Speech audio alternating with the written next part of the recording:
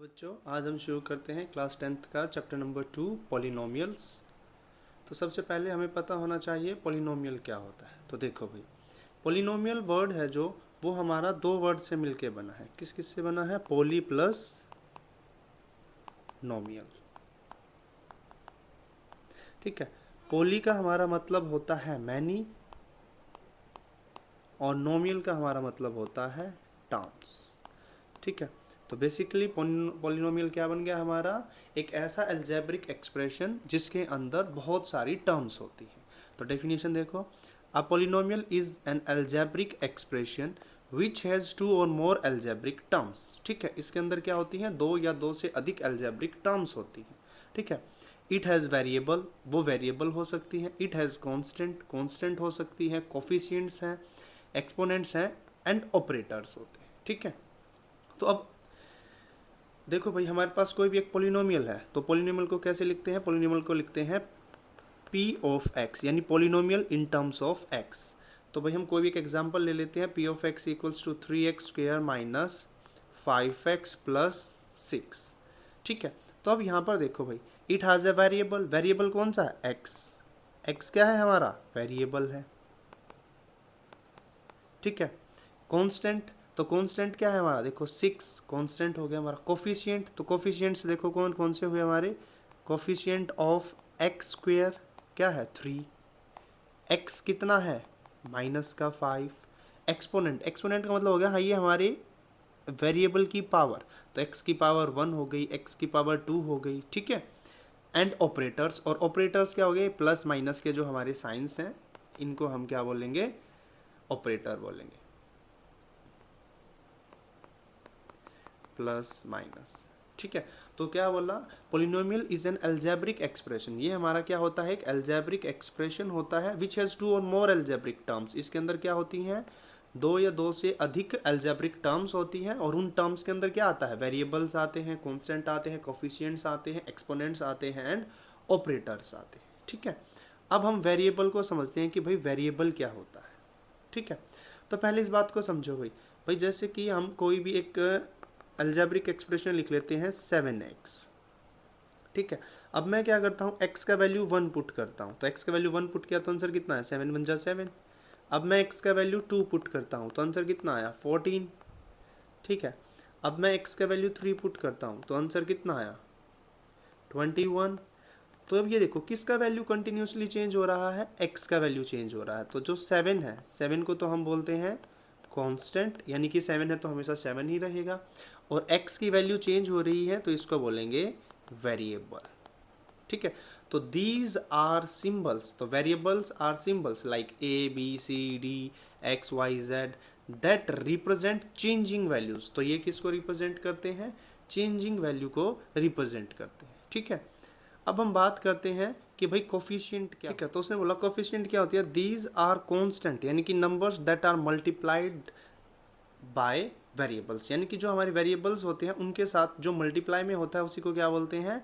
Coefficient बोलते हैं। ठीक है, एग्जाम्पल से समझते हैं। जैसे भाई मेरे पास कोई भी एक पोलिनोमियल है, P of Y equals to 2y की पावर 3 माइनस y की power 2 plus 6y minus 7।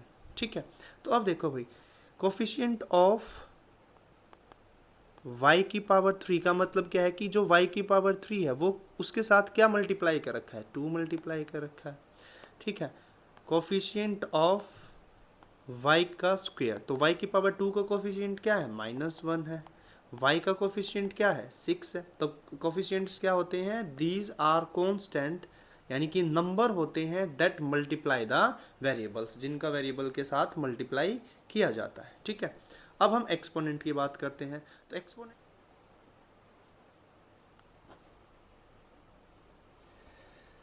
exponents, these indicate the power of any variable like 1 2 3 4 etcetera. भाई इसने क्या बोला कि एक्सपोनेंट क्या होते हैं? ये इंडिकेट करते हैं कि जो हमारा वेरिएबल है, यानी कि हमारा जो x y z है उसकी पावर कितनी है। तो जैसे यहाँ पर देखो 7x की पावर 7x स्क्वायर लिखा हुआ है। ठीक है, तो यहाँ पर x की पावर कितनी है? x की पावर है 2, तो यही क्या हो गया? इसका एक्सपोनेंट हो गया। ठीक है, आगे वाला देखो 5x की पावर 3 7x की पावर 2 प्लस 7x माइनस 6। तो यहाँ पर हमारे एक्स की पावर्स जो है, जैसे कि भाई ये 3 हो गया, 2 हो गया, ये 1 हो गया, इन्हीं को क्या बोलते हैं, एक्सपोनेंट्स बोलते हैं, ठीक है, जैसे 3, 2, 1 या फिर एक्सेट्रा, ठीक है। आगे आता है भाई हमारा टर्म्स। तो each part of the polynomial separated by plus minus sign is a term, ठीक है। जो भी पोलिनोमियल हमें दे रखा है, ठीक है, जो भी पोलिनोमियल हमें दे रखा है, उस पोलिनोमियल के अंदर जो हम किसी भी चीज़ को जो प्लस माइनस से अलग अलग करते हैं उसी को टर्म बोलते हैं। जैसे कि भाई हमने अभी एग्जांपल लिया था 5x की पावर 3 माइनस 7x की पावर 2 प्लस 7x माइनस 6, ठीक है। तो अब देखो ये माइनस प्लस और ये माइनस, ये इनको अलग अलग कर रहा है, ठीक है। ये 5x की पावर 3, 7x की पावर 2, 7x और माइनस 6, तो ये हमारी क्या है, टर्म्स है। Value of a polynomial at a given point, ठीक है। हमें क्या बताना है कि हमारे पोलिनोमियल का क्या वैल्यू है किसी भी गिवन पॉइंट पर, तो इसको बड़ी ध्यान से समझेंगे। It is if P of x is a polynomial, अगर हमारे पास पी ऑफ एक्स कोई भी पोलिनोमियल है इन वेरिएबल एक्स, किसी भी वेरिएबल एक्स में, and a is any real value, और ए हमारा क्या है, कोई भी रियल नंबर है, then the value obtained by putting x equals to a, यानी एक्स की जगह पर ए रखने पर हमें जो भी वैल्यू मिलेगा उसी को हम बोलते हैं value of p of x at x equals to a, ठीक है। अब एग्जाम्पल से समझेंगे। भाई उसने बोला p of x equals to 5x की power 2 minus 3x plus 2 at x equals to 1, तो हमें क्या करना है, पुट करना है x equals to 1 in the above polynomial, ठीक है। तो यहाँ पर हमारा बन गया P of 1 equals to X की जगह पर क्या रख दो, हर जगह 1 रख दो, तो 1 का स्क्वायर माइनस 3 इंटू 1 प्लस 2, तो ये बन गया हमारा 5 minus 3 plus 2 7 minus 3 which is equals to 4, ठीक है। नेक्स्ट एग्जाम्पल है हमारा 2x की power 2 minus 3x plus 4 at x equals to 3, तो हमें बस क्या करना है, पुट करना है x इक्वल्स टू 3, तो हमारा क्या बन जाएगा, p of 3 equals to 2 into 3 की पावर 2 माइनस 3 इंटू 3 प्लस 4, ठीक है। तो ये हमारा बन गया 2 इंटू 9 माइनस 9 प्लस 4, तो इसको सॉल्व करेंगे 18 plus 4 minus 9 which is equals to 30, ठीक है। तो भाई हमने यहाँ पे क्या सीखा, the value of a polynomial at a given point क्या होता है, भाई कुछ भी नहीं होता, जो भी वैल्यू हमें दे रखी है उस वैल्यू को हमें जो भी पोलिनोमियल दे रखा है उसमें पुट करना है और उसको सॉल्व करना है, जो भी हमारा आंसर आएगा वही उस पोलिनोमियल का दिए गए पॉइंट होती है हमारी वेरिएबल की हाईएस्ट पावर। वेरिएबल की हाईएस्ट पावर को क्या बोला जाता है, डिग्री बोला जाता है, ठीक है। एग्जाम्पल से समझते हैं भाई। जैसे भाई हमारे पास है 5x की पावर 3 प्लस 2x की पावर 2 प्लस 3x प्लस 7, ठीक है। तो यहाँ पर सबसे पहले हम देखेंगे कि हमारा वेरिएबल क्या है, तो वेरिएबल क्या है हमारा, वेरिएबल है हमारा x, और x की हाईएस्ट पावर क्या है, x की सबसे बड़ी पावर क्या है, x की सबसे बड़ी पावर है 3, तो ये जो 3 है यही हमारा क्या बन गया, डिग्री बन गया, ठीक है। एक एग्जाम्पल और देखते हैं भाई हम लोग, 4y की पावर 2 माइनस 5y प्लस 9, ठीक है। यहाँ पर हमारा वेरिएबल क्या है, हमारा वेरिएबल है y, और y का हाईएस्ट पावर कितना है 2, तो 2 हमारा क्या है, डिग्री, ठीक है। तो क्या होता है, डिग्री क्या होता है, डिग्री हमारे वेरिएबल का हाईएस्ट पावर होता है, ठीक है। देखो आगे, डिग्री जो होता है, डिग्री वो कभी भी एक तो नेगेटिव नहीं होगा और दूसरा फ्रैक्शन में नहीं होगा, ठीक है। हमेशा ध्यान रखना कि पोलिनोमियल का डिग्री ना तो कभी नेगेटिव होगा और ना ही कभी फ्रैक्शन में होगा। नेगेटिव का मतलब हो गया भाई हमारा, जैसे कि 5x की पावर -3, ठीक है। और फ्रैक्शन का मतलब हो गया हमारा जैसे कि भाई 2y की पावर 3/2, ठीक है। अगर ऐसी कंडीशन आ जाती है तो वो हमारा पोलिनोमियल नहीं होता, ठीक है। तो क्या बोल रहा, degree is the highest power, और ये कभी भी नेगेटिव नहीं होती और ना ही कभी भी फ्रैक्शन में होती है, ठीक है। अब भाई आगे देखो कि डिग्री किसी भी कांस्टेंट की कितना होता है, ज़ीरो होता है। किसी भी कांस्टेंट का डिग्री कितना होता है, ज़ीरो होता है। इसको देखो, जैसे मैं लिख दूँ 5, तो इसको मैं क्या लिख सकता हूँ, 5 × 1।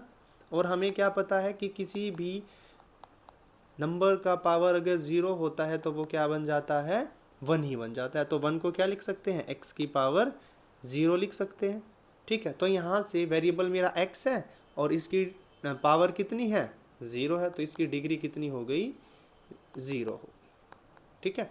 तो degree of a constant is 0 on the basis of terms, ठीक है। अब हम पढ़ते हैं types of polynomial on the basis of terms, यानी कि टर्म्स के बेसिस पर हमारे पॉलिनोमियल कितने टाइप के होते हैं, ठीक है। तो देखो, सबसे पहले आता है हमारा मोनोमियल, फिर आता है हमारा बायनोमियल, और फिर आता है हमारा ट्रिनोमियल, ठीक है। तो देखो, मोनोमियल का मतलब क्या है भाई, मोनोमियल का मतलब है N algebraic expression with one term, यानी कि इसमें हमारा क्या होता है, ए वन टर्म, यानी कि केवल एक ही टर्म होती है, ठीक है। एग्जाम्पल से समझते हैं भाई हम लोग, जैसे कि भाई मैं लिख दूँ 3x, एक ही टर्म है। जैसे कि मैं लिख दूँ 7, एक ही टर्म है। जैसे कि मैं लिख दूँ 5x², एक ही टर्म है। जैसे मैं लिख दूँ 7t की पावर 3, एक ही टर्म है। तो इनको बोलेंगे हम मोनोमियल, ठीक है। दूसरा है हमारा बायनोमियल, तो क्या बोला, N algebraic expression with two terms, इसमें हमारी क्या होती हैं, दो टर्म्स होती हैं। एग्जाम्पल से देखेंगे इसको भी भाई हम,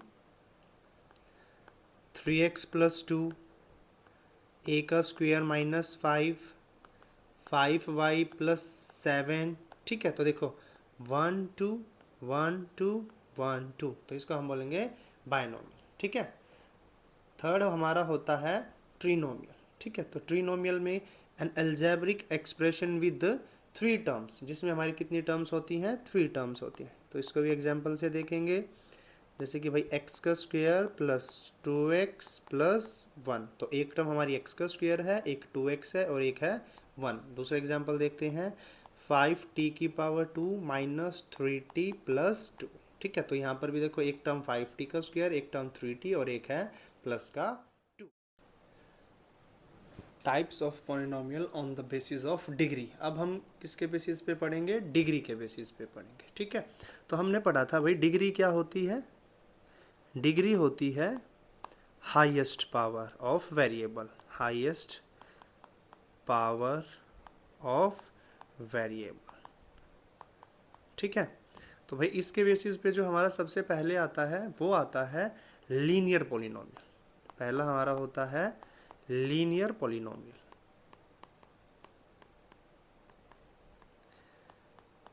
ठीक है। अब देखो भाई, लीनियर पॉलिनोमियल हमारा वो पॉलिनोमियल होता है जिसकी डिग्री कितनी होती है, डिग्री होती है 1, ठीक है। इसकी डिग्री कितनी होती है, 1 होती है। और हमेशा ध्यान रखना, degree equals to number of solution equals to number of roots equals to number of factors, ठीक है।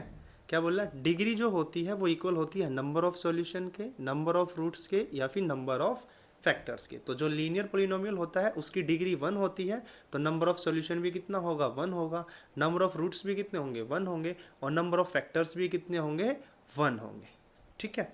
इसका स्टैंडर्ड फॉर्म होता है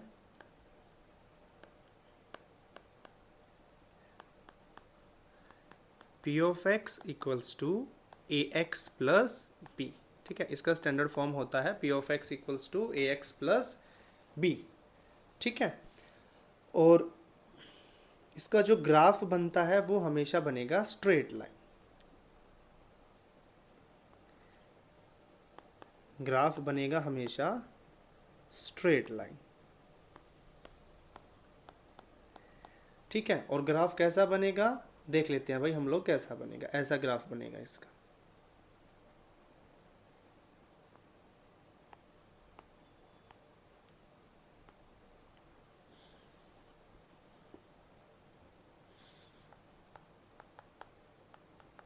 ठीक है, जो इसका ग्राफ होगा वो एक्स एक्सिस को एक बार काटेगा। ठीक है, इंटरसेक्ट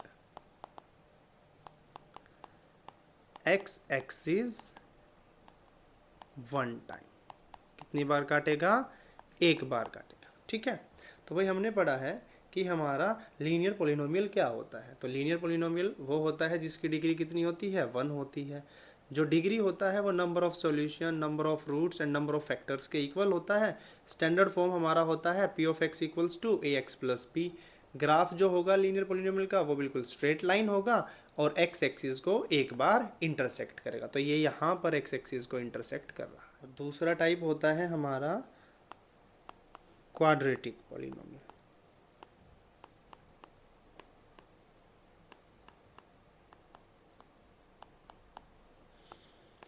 अब क्वाड्रेटिक पोलिनोमियल हमारा वो पोलिनोमियल होता है जिसकी डिग्री होती है 2।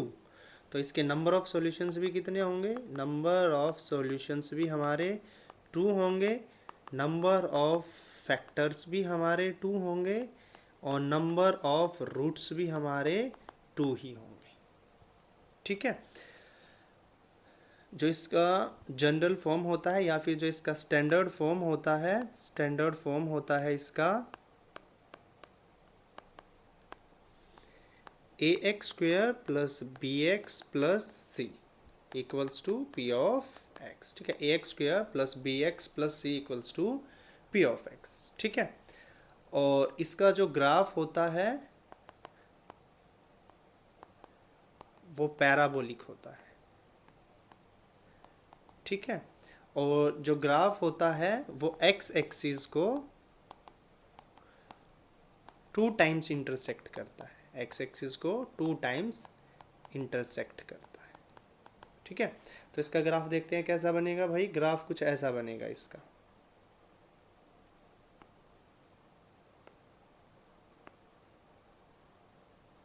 तो एक बार यहाँ पर इंटरसेक्ट कर रहा है, एक बार यहाँ पर इंटरसेक्ट कर रहा है। थर्ड है हमारा क्यूबिक पोलिनोमियल।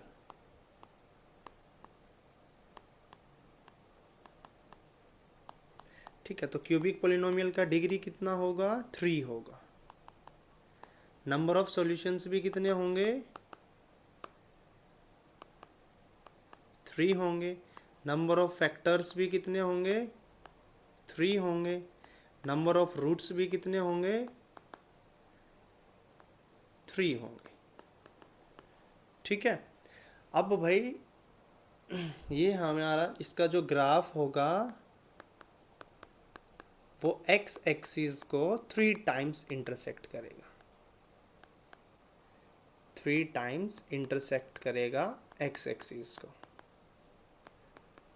ठीक है, इसका जो जनरल फॉर्म होगा या फिर स्टैंडर्ड फॉर्म होता है वो होता है P of x equals to A x की पावर 3 प्लस बी एक्स की पावर 2 प्लस सी एक्स प्लस डी। ठीक है, एग्जाम्पल से हम ऐसे देख सकते हैं P of x equals to 2x की पावर 3 प्लस 5x की पावर 2 माइनस 4x प्लस 3। ठीक है, जो इसका ग्राफ है वो कितनी टाइम्स कट करता है, 3 टाइम्स कट करता है। और ग्राफ कैसा बनेगा,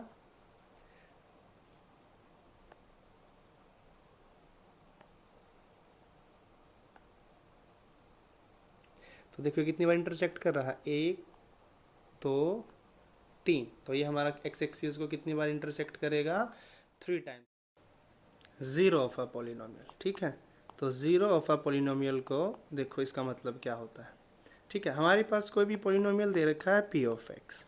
ठीक है, तो मैं अपने वेरिएबल, यहाँ पर वेरिएबल क्या है, एक्स है, कि मैं अपने वेरिएबल एक्स का क्या वैल्यू रखूँ कि मेरा टोटल जो पोलिनोमियल है पी ऑफ एक्स है वो क्या बन जाए, 0 बन जाए। इसी को बोलेंगे जीरो ऑफ आ पोलिनोमियल। ठीक है, अब एग्जाम्पल से समझते हैं भाई इसको। जैसे कि भाई मेरे पास कोई भी पॉलिनोमियल दे रखा है 5x + 3, ठीक है। हमसे पूछा गया है कि इसका ज़ीरो ऑफ अ पॉलिनोमियल क्या होगा, ठीक है। तो हमें पता है कि जब हम x की जगह पर कुछ भी वैल्यू रखेंगे तो हमारा टोटल आंसर कितना हो जाएगा, ज़ीरो हो जाएगा, ठीक है। तो 5x = -3 और x = -3/5, ठीक है। तो हमारा जो ज़ीरो आया वो क्या आया, 3/5 आया, ठीक है। हम इसको वेरीफाई करके देख लेते हैं कि क्या इसको रखने पर हमारा आंसर ज़ीरो आता है, ठीक है। तो देखते हैं वही क्या आएगा, 5 × -3/5 + 3, तो 5 से 5 कट गया, -3 +3 विच इज़ इक्वल्स टू 0, ठीक है। तो भाई ज़ीरो ऑफ ए पॉलिनोमियल क्या होता है, मेरे वेरिएबल का वो वैल्यू पुट करने पर मेरा टोटल पॉलिनोमियल क्या बन जाए, अगर ज़ीरो बन जाता है तो उसी वैल्यू को बोला जाता है ज़ीरो ऑफ अ पॉलिनोमियल, ठीक है। तो सबसे पहले अब हम सीखेंगे लीनियर पॉलिनोमियल की ज़ीरो निकालना।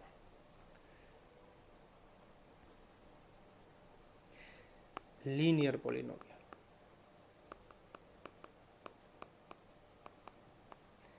ठीक है। तो देखो भाई लीनियर पॉलिनोमियल का जो हमारा स्टैंडर्ड फॉर्म होता था वो होता p(x) = ax + b, ठीक है। तो जो इसमें हमारा सॉल्यूशन निकलेगा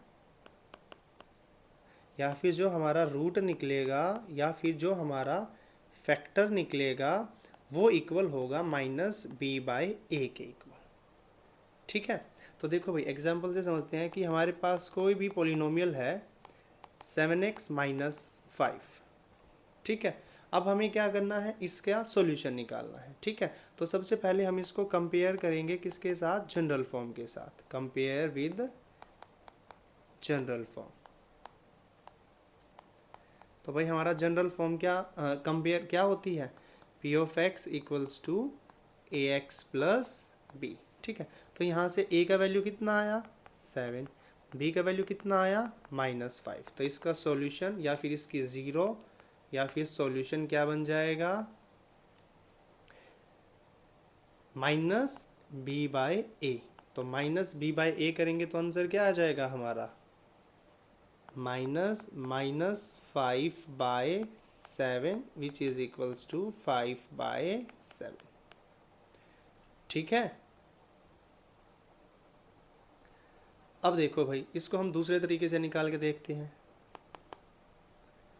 7x - 5 वैल्यू पुट करने पर कितना आंसर आना चाहिए, ज़ीरो आंसर आना चाहिए, ठीक है। तो देखो 7x = 5 हो जाएगा और x = आ जाएगा 5/7, ठीक है। दूसरा है हमारा क्वाड्रेटिक पॉलिनोमियल, ठीक है। तो क्वाड्रेटिक पॉलिनोमियल का स्टैंडर्ड फॉर्म क्या होता है, p(x) = ax² + bx + c, ठीक है। हमें पता है कि जब हमारे पास क्वाड्रेटिक पॉलिनोमियल होता है तो जो उसके सॉल्यूशन होते हैं वो कितने होते हैं, 2, फैक्टर्स होते हैं वो भी कितने होते हैं, 2, और जो x का वैल्यू निकलेगा वो भी कितना निकलेगा, 2 निकलेगा, ठीक है। तो अब देखो भाई अगर हम इसका लेट कर लेते हैं, लेट जो इसके दो सॉल्यूशन निकले अल्फ़ा एंड बीटा, ठीक है, वो इसके क्या हैं, जीरोज़, ठीक है। अल्फ़ा एंड बीटा क्या है, इसकी जीरोज़ हैं या फिर इसके सॉल्यूशन है, ठीक है। तो अब देखो भाई उसने बोला कि जो सम ऑफ जीरोज़ होगा, सम ऑफ जीरोज़ होगा यानी कि अल्फ़ा + बीटा = -b/a, ठीक है। और जो प्रोडक्ट ऑफ जीरोज़ होगा,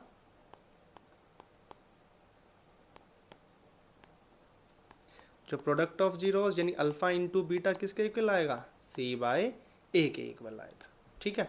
एग्जाम्पल से समझते हैं भाई, ठीक है। हमारे पास कोई भी क्वाड्रेटिक इक्वेशन है p(x) = 2x² - 3x + 5, ठीक है। इसको जनरल फॉर्म से कंपेयर करते हैं तो जनरल फॉर्म है ax² + bx + c, ठीक है। तो यहाँ से हमारा a का वैल्यू क्या आया 2, b का वैल्यू क्या आया -3 और c का वैल्यू क्या आया 5, ठीक है। तो जो सम ऑफ जीरोज़ बनेगा वो क्या बनेगा, सम ऑफ ज़ीरोज़ किसके इक्वल होता है, alpha plus beta equals to minus b by ए। तो minus b by minus minus 3/2 जो कि हमारा आ जाएगा 3/2। ठीक है, फिर हमें निकालना है प्रोडक्ट ऑफ जीरोज़। तो प्रोडक्ट ऑफ जीरोस, ठीक है, प्रोडक्ट ऑफ जीरोस में हमने पढ़ा था alpha into beta equals to c by a, और सी बाय ए करेंगे तो कितना आंसर आएगा 5/। तीसरा है हमारा क्यूबिक पोलिनोमियल। ठीक है, तो क्यूबिक पोलिनोमियल का जो जनरल फॉर्म होता है या फिर स्टैंडर्ड फॉर्म होता है वो क्या था, p of x equals to A x की cube plus p x square plus सी एक्स प्लस डी। ठीक है, तो अब हमें पता है इसके सॉल्यूशन कितने निकलेंगे, 3। इसकी जीरोज़ भी कितनी होंगी, 3। इसके फैक्टर्स भी कितने होंगे, 3। इसकी एक्स की वैल्यू भी कितनी निकलेंगी, 3 निकलेंगी। ठीक है, और इसके रूट भी कितने निकलेंगे, 3 निकलेंगे। ठीक है, अब देखो भाई, जब इसके रूट 3 निकलेंगे तो लेट कर लेते हैं जो इसके 3 रूट निकले वो है अल्फ़ा, बीटा और गामा। ठीक है, तो सबसे पहले हम पढ़ेंगे सम ऑफ जीरोस। तो जो सम ऑफ जीरोस होगा वो होगा alpha plus beta plus gamma equals to minus b by a. ठीक है, फिर हम पढ़ेंगे प्रोडक्ट ऑफ जीरोस। तो प्रोडक्ट ऑफ जीरोस क्या होगा हमारा, product of zeros alpha into beta into gamma equals to minus d by a. कितना होगा, माइनस डी बाई ए। ठीक है, एक और होता है इसमें हमारा sum and product of zeros. Sum and product of zeros, तो वो देखो क्या होगा हमारा sum and product of zeros, यानी alpha beta plus beta gamma plus gamma alpha equals to होगा सी बाई ए। ठीक है, एग्जाम्पल से समझते हैं भाई। देखो सम ऑफ जीरोस किसके इक्वल आया, minus b by a. Product of zeros आया minus d by a, and sum and product of zeros आया सी बाई ए के इक्वल। ठीक है, अब एग्जाम्पल से समझते हैं इसको। हमारे पास कोई भी क्वाड्रेटिक पोलिनोमियल दे रखा है, P of x equals to 2x की पावर 3 माइनस 3x की पावर 2 प्लस 4x माइनस 9। ठीक है, तो हम इसको किससे कंपेयर करेंगे, जनरल फॉर्म से कंपेयर करेंगे। जनरल फॉर्म क्या होती है, ए एक्स की पावर 3 प्लस बी एक्स की पावर 2 प्लस सी एक्स प्लस डी। ठीक है, तो यहाँ से हमारा ए का वैल्यू कितना आया 2, बी का वैल्यू कितना आया -3, सी का वैल्यू कितना आया 4 और डी का वैल्यू कितना आया -9। ठीक है, तो हम सबसे पहले निकालते हैं सम ऑफ जीरोस।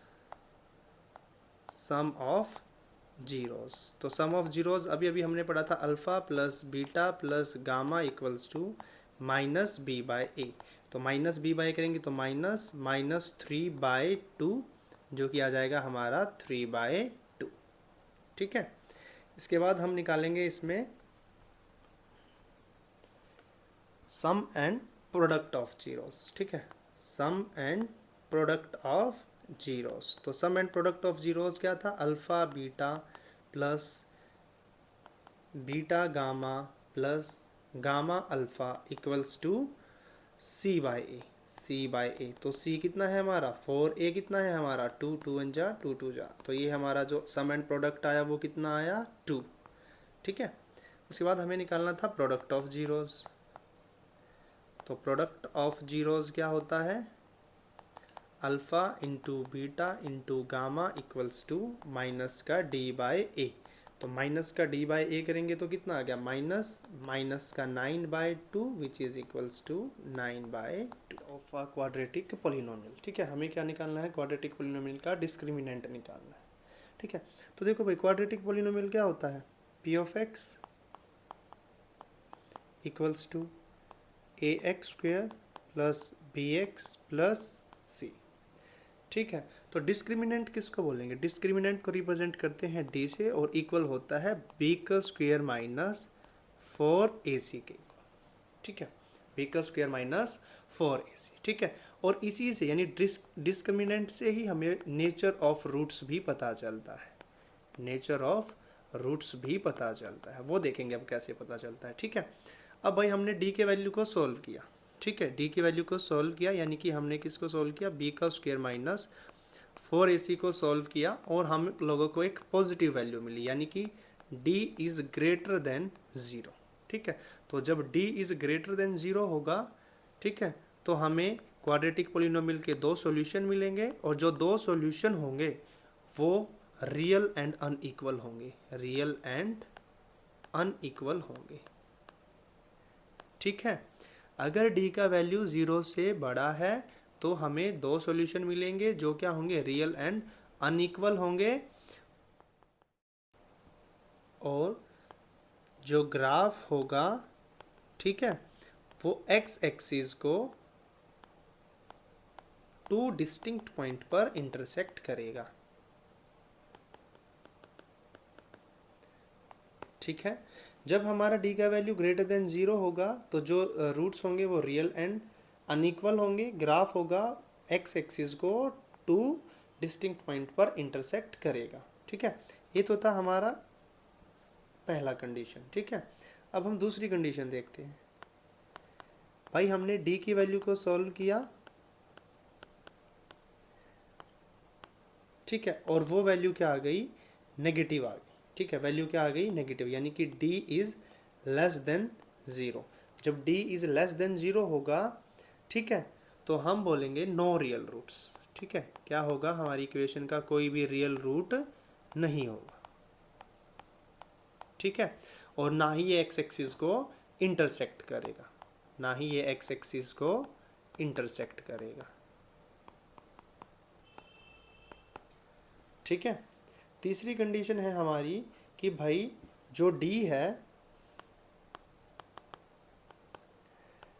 b का स्क्वायर माइनस 4ac वो इक्वल टू 0 आ जाता है। ठीक है, क्या आ जाता है, इक्वल टू 0 आ जाता है। तो यानी कि जो हमारा d का वैल्यू है वो इक्वल टू 0 आ गया, और जब इक्वल टू 0 आएगा तो हमारे कितने रूट्स निकलेंगे, दो रूट्स निकलेंगे, दो सॉल्यूशन निकलेंगे, और जो दोनों के दोनों सॉल्यूशन होंगे वो रियल एंड इक्वल होंगे, रियल एंड इक्वल होंगे।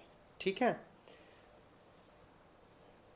और जो ग्राफ होगा हमारा वो एक्स एक्सिस पर एक पॉइंट पर इंटरसेक्ट करेगा।